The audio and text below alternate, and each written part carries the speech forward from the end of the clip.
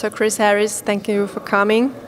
It's great to be here. It's an honour to represent Arsenal in this great city, this great country. Thanks for having me. Thank you to you. So let's get started. Arsene Wenger has recently expressed concern about social media, considering a strict control or even a ban. How do you succeed in managing such a situation? Yeah, I can see his point. Arsene Wenger is very much from the old school, of course. I think he's approaching 70, so social media is a new thing for him. I think it's up to the platforms to deal with that kind of abuse on social, when I think Twitter have been quite public about having to do something about that.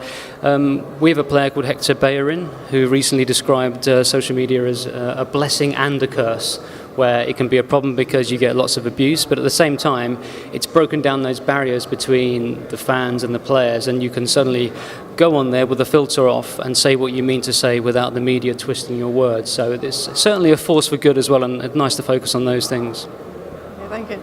The Premier League became the undisputed queen of the social media presence. From your point of view, what are its winning qualities?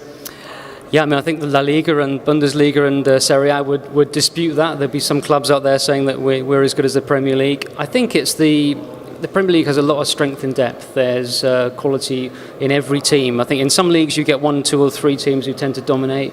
In England, every game seems to be a hard game. And when players and managers come into that league, I think they find the same, that it's so intense. I think that intensity comes across on social media too. I think that there is some great content. Everything's very dramatic.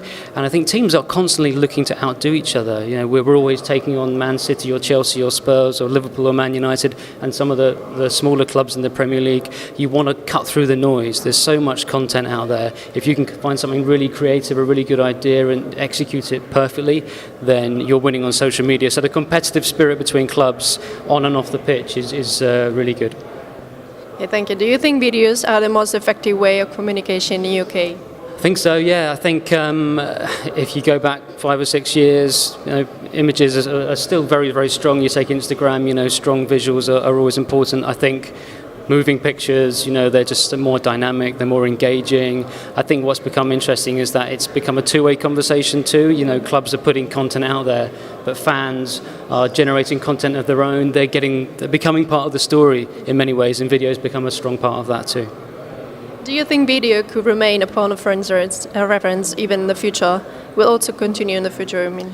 Yeah, I think it can. I think what's interesting is, will it be long form, will it be short form? We've gone through phases where short, snackable content has been very much in vogue, but I think there's also a big opportunity there for long form video. People, if they're in the right setting, will watch long form. Video is definitely here to stay. It's more about which format it will be in.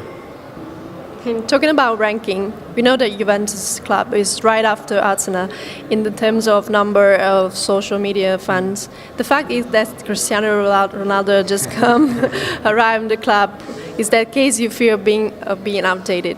I suppose the answer is Arsenal need to buy Cristiano Ronaldo. That would change that. I think I saw a figure recently that maybe 3.5 million fans migrated to Juventus because Cristiano Ronaldo left Real Madrid for them. I think it does show how fans operate in the digital age. It's not so much about clubs. People still love their clubs. They might support 1, 2, 3 or 4, but they also follow personalities and players. And I think if Ronaldo moves, if Messi moves, if Suarez moves, then you're going to get a load of fans going behind them. We'll have to find other ways to stay ahead of Juventus, I think.